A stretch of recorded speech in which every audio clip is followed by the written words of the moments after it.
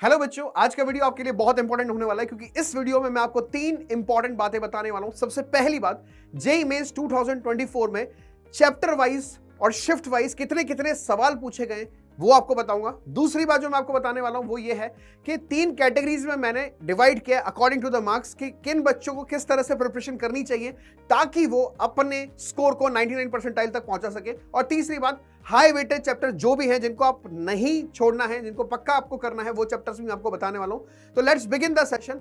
सबसे पहली बात जो मैं आपको बताने वाला हूं बच्चों वो है जेईई मेंस 2024 शिफ्ट 1 का एनालिसिस। आप देख सकते हैं कि सबसे हाई प्रायोरिटी पे जो चैप्टर है वो 3 डायमेंशनल ज्योमेट्री। 24 क्वेश्चंस पूछे गए, 27 शिफ्ट 1 शिफ्ट 2 शिफ्ट 1 शिफ्ट 2 से लेके फर्स्ट की शिफ्ट 1 और शिफ्ट 2 तक। आप देख सकते हैं ऑन एन एवरेज 2-3 सवाल तो पूछे ही गए हैं। फिर आप बात कर सकते हैं डेफिनेट इंटीग्रेशन की, डिफरेंशियल इक्वेशन की। ये सारे चैप्टर आप देख सकते हैं, ये हाई प्रायोरिटी चैप्टर्स हैं जिन पे टोटल मिला के अगर आप देखेंगे तो कई बार 2 सवाल 1 सवाल 2 सवाल 1 सवाल पूछा गया। हाँ देखिए, स्ट्रेट लाइन में देखिए एक भी सवाल नहीं पूछा गया फर्स्ट के शिफ्ट 1 में, और एक बार 3 सवाल पूछे गए। तो कहीं ना कहीं हमें चैप्टर तो करना ही है। नेक्स्ट अगर इसके अगली लिस्ट पे आते हैं तो functions, area under curve, determinant, limits, probability, circle, quadratic, sets and relation. यहां देख सकते हैं कि फंक्शन में इसमें 3 सवाल पूछे गए।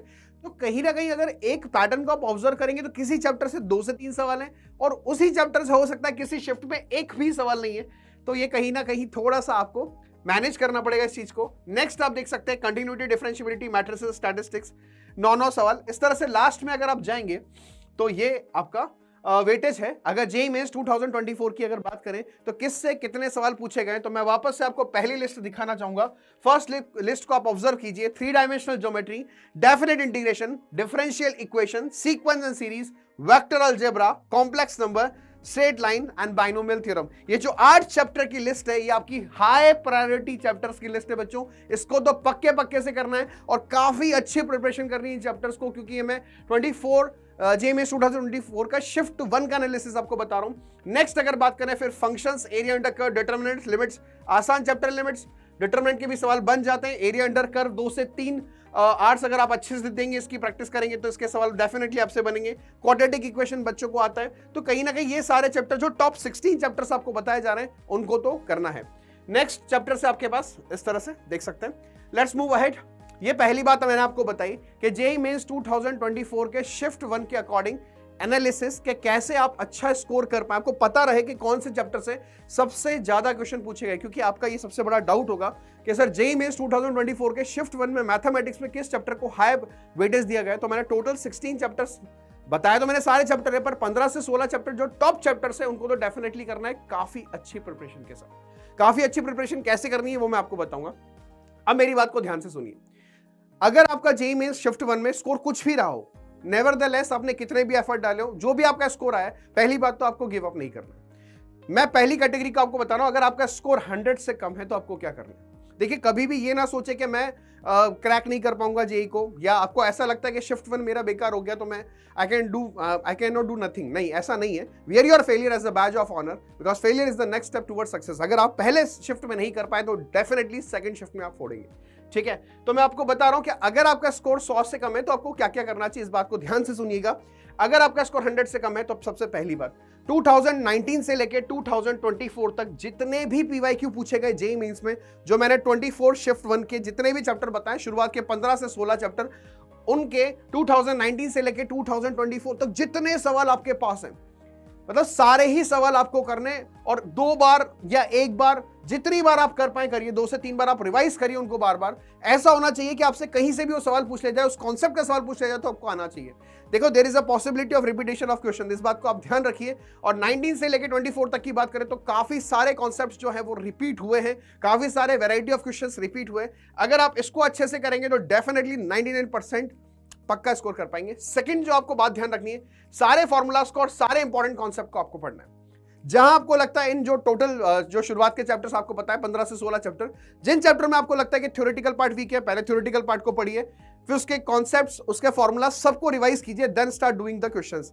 याद रखिएगा, टाइम बाउंड प्रैक्टिस कीजिए। अगर टाइम बाउंड प्रैक्टिस नहीं करेंगे तो पेपर में कहीं ना कहीं प्रेशर आप हैंडल नहीं कर पाएंगे। अगर प्रेशर हैंडल नहीं कर पाएंगे तो वापस से वही सिनेरियो होने वाला है कि आपकी परसेंटाइल कम हो जाएगी। तो अपने आप को एनालाइज कीजिए। जब तक अपने आप को एनालाइज नहीं करोगे वहां तक पहुंचना मुश्किल है।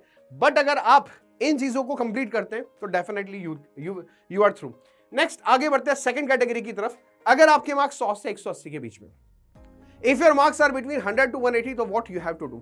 सबसे पहली बात, आपको एक बहुत छोटा सा हर्डल क्रॉस करना है। लेट अस सपोज आपके मार्क्स है 140 नंबर, अब आपको 140 से 200 पे पहुंचना है।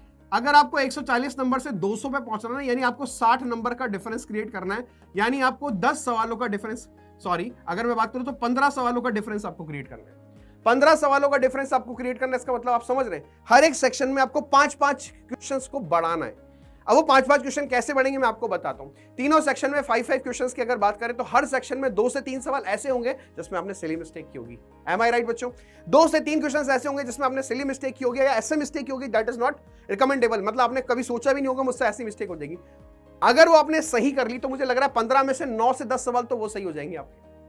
दूसरी बात, 5 सवाल जो है वो उन चैप्टर्स पे फोकस कीजिए जो आपने देखा ही नहीं है शिफ्ट 1 में, आपको लगता है कि ये चैप्टर मैं नहीं कर पाऊंगा, जो आपने शिफ्ट 1 में स्किप कर दिया उसको कीजिए। अगर वो हाई वेटेज चैप्टर है, आपको लगता है कि उसका सवाल पूछा जा रहा है, रेगुलरली पूछा जा रहा है, तो उसको कीजिए। कहीं ना कहीं हो सकता है कि बहुत ज्यादा प्रो लेवल का सवाल ना हो, एक बेसिक सवाल आपसे पूछ लिया जाए तो आप उसका आंसर दे पाए। कहीं ना कहीं ऐसा होता है कि चैप्टर को ऐसे समझ लेते हैं कि चैप्टर जो है मतलब हम नहीं करेंगे, कंप्लीटली नहीं करेंगे। यार एटलीस्ट उसको थोड़ा बहुत तो प्रिपरेशन करो, अगर उससे एक इजी सवाल आ पाएगा तो आप डेफिनेटली कर पाएंगे। तो इस बात का ध्यान रखिए, जिनके 100 से 180 नंबर है उनको इस बात का ध्यान रखना कि जो उनसे सिली मिस्टेक्स हुई है या मॉक टेस्ट देते वक्त गलतियां कर रहे हैं, उन गलतियों को इंप्रूव करो। डेफिनेटली आप 15 सवाल के हर्डल को क्रॉस कर पाएंगे। अभी आपके पास समय है।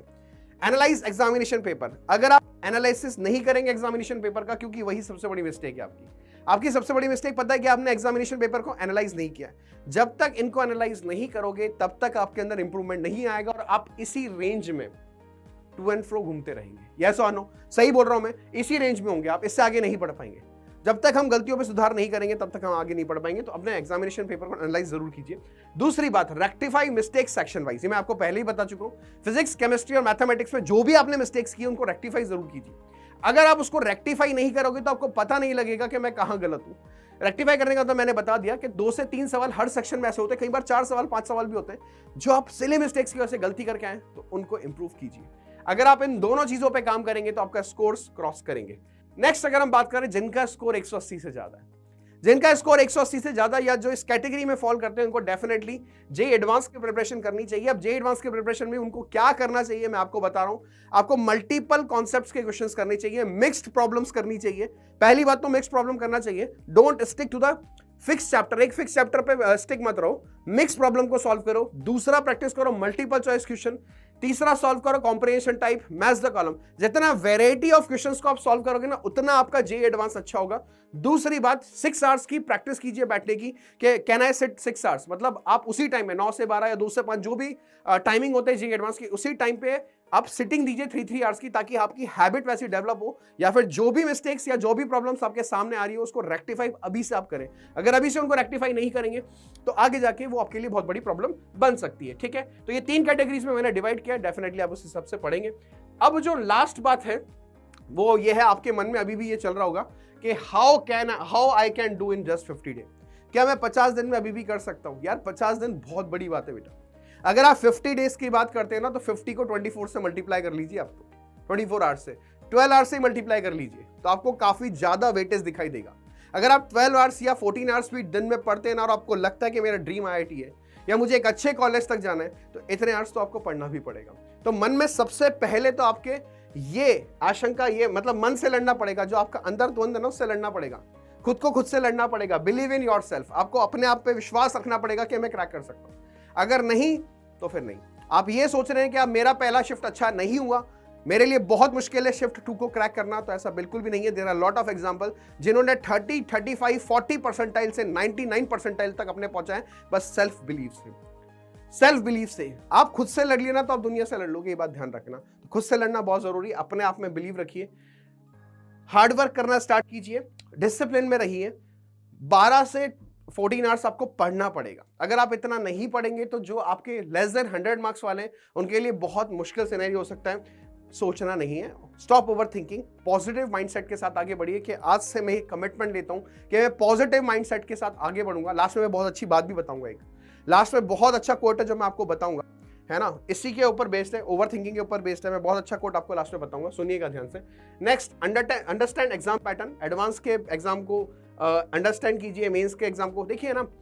कई बार क्या होता है कि हम है ना शुरुआत के 1.5 घंटे में ना इतना स्टक हो जाते हैं ना पेपर में कि हमारा कॉन्फिडेंस या मॉरल जो है डाउन चला जाता है। एक बात ध्यान रखिए, 1 question is enough to ruin your entire paper, ये बात ध्यान रखिएगा। तो किसी भी ऐसे क्वेश्चन में स्टक ना हो शुरुआत के 1.5 से 2 आवर्स में, जो आपकी कैलकुलेशन या आपके मेंटल लेवल को गिरा दे, इस बात का ध्यान रखना। ऐसे क्वेश्चन से बचना है। एग्जामिनेशन जानबूझ के ऐसे क्वेश्चन देता है एग्जाम में, ऐसे क्वेश्चन से आपको बचना है। अगर आप नहीं बचोगे तो आपका पेपर वहीं खत्म हो जाएगा। आपको फटाफट 1.5 से 2 घंटे में जो बेस्ट क्वेश्चंस हैं, जो 1 लाइनर्स है, 2 लाइनर है, 3 लाइनर है, जो एक बार में आपसे सॉल्व हो सकते हैं, उनको करते हुए आगे बढ़ना है। आपका कॉन्फिडेंस लेवल बूस्ट होगा और जो डिफिकल्ट क्वेश्चंस हैं उनको भी शायद आप काफी आसानी से सॉल्व कर पाएंगे।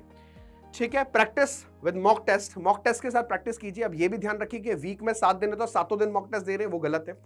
सरप्राइजिंग फैक्टर हमेशा बना होना चाहिए। आप 3 टेस्ट दीजिए चलेगा, पर 7 दिन टेस्ट देना गलत बात है, क्योंकि जब तक हम डेली टेस्ट देंगे ना तो पता है क्या होगा, सरप्राइजिंग फैक्टर खत्म होगा। सरप्राइजिंग फैक्टर खत्म नहीं होना चाहिए। हमारे लिए टेस्ट एक बहुत बड़ी चीज है, हमारे लिए सबसे बड़ा पड़ाव ही टेस्ट है। हमारे प्रिपरेशन का सबसे बड़ा रिजल्ट ही टेस्ट होता है। तो ज्यादा टेस्ट ना दीजिए, एक वीक में 3 test is enough to give. ठीक है, रिवीजन करते रहिए बार बार सारे फॉर्मूलाज को, सारे कॉन्सेप्ट को। ठीक है, अब मैं मस्ट डू टॉपिक्स आपको बता रहा हूं। वैसे तो मैं आपको शुरुआत में ही बता चुका हूं कि 2024 के शिफ्ट 1 के हिसाब से आप देख सकते हैं कि 15 से 16 चैप्टर कौन से आपके लिए सबसे इंपॉर्टेंट है, सबसे हाई वेटेड चैप्टर, जिनमें सबसे ज्यादा सवाल पूछे गए। यानी अगर आप उसका क्रक्स देखेंगे तो 15 से 16 सवाल या 15 से 18 सवाल आप कर पाएंगे। उन चैप्टर्स को आपने अच्छे से कर लिया। और 15 से 18 सवाल का मतलब समझ रहे हैं, मैथमेटिक्स में आप मोर देन 60 मार्क्स स्कोर कर रहे हैं, और मैथमेटिक्स में अगर मोर देन 60 मार्क्स स्कोर कर रहे हैं तो कहीं ना कहीं मैथमेटिक्स में 99 परसेंटाइल आपने क्रॉस कर दिया। क्योंकि मैथ्स में 60 मार्क्स लाने का मतलब है लगभग 99 परसेंटाइल आपने क्रॉस कर दिया। अब यहाँ पे स्टेज वाइज मैंने टॉपिक्स को डिवाइड किया है, देखिए आप स्टेज वाइज भी कर सकते हैं। 11th का स्टेज 1 में ये टॉपिक्स आप कर लीजिए। सीक्वेंस सीरीज काफी हाई वेटेज है। बाइनोमियल, स्ट्रेट लाइन मैंने आपको बताया था, स्ट्रेट लाइन से काफी सवाल आए। सर्कल, क्वाड्रेटिक से भी 10 से ऊपर सवाल आए।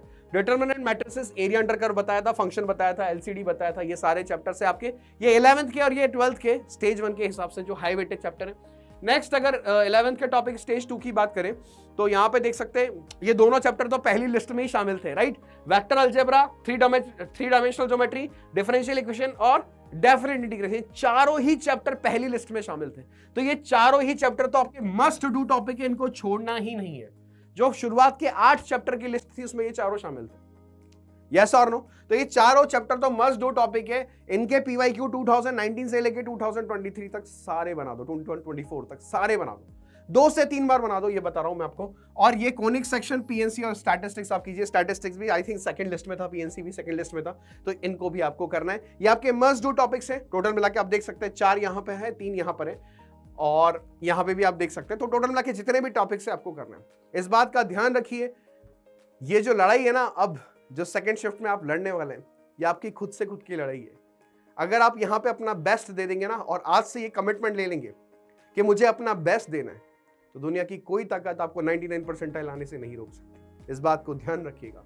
आप मुझे कमिटमेंट कीजिएगा कमेंट सेक्शन में कि सर डेफिनेटली हम आज से ये कमिटमेंट लेते हैं, या आज से हम ये प्लेज लेते हैं कि हम 99 परसेंटाइल क्रैक करेंगे और आपकी बताई हुई स्ट्रेटेजी के अकॉर्डिंग हम चलेंगे। आप देखना 99 परसेंटाइल डेफिनेटली आपकी आने वाली है। लास्ट में बस मैं आपसे एक ही बात बोलना चाहूंगा, you may never know what result come from your actions, but if you do nothing there will be no result। समझ रहे मेरी बात को? मैंने आपको कहा था, अगर आप ओवर थिंकिंग करते हैं, आप ये बैठे बैठे सोचते हैं कि मैं कुछ नहीं कर पाऊंगा, अब मेरा शिफ्ट 1 इज स्पॉइल्ड, शिफ्ट 1 में मुझे 30 परसेंटाइल मिला, 40 परसेंटाइल मिला, मुझे कहीं तक उम्मीद भी नहीं दिखाई दे रही कि अब मैं क्या 99 परसेंटाइल तक पहुंच पाऊंगा। देखिए बेटा, ध्यान रखिए, आप सेटबैक से कम बैक करेंगे वापस से। बस इस बात को ध्यान रखिए। दोबारा से मैं इस बात को बोल रहा हूं, you may never know what results come from your action, but if you do nothing there will be no result. If you sit idle, you are doing nothing, तो पक्की बात है रिजल्ट नहीं आएगा।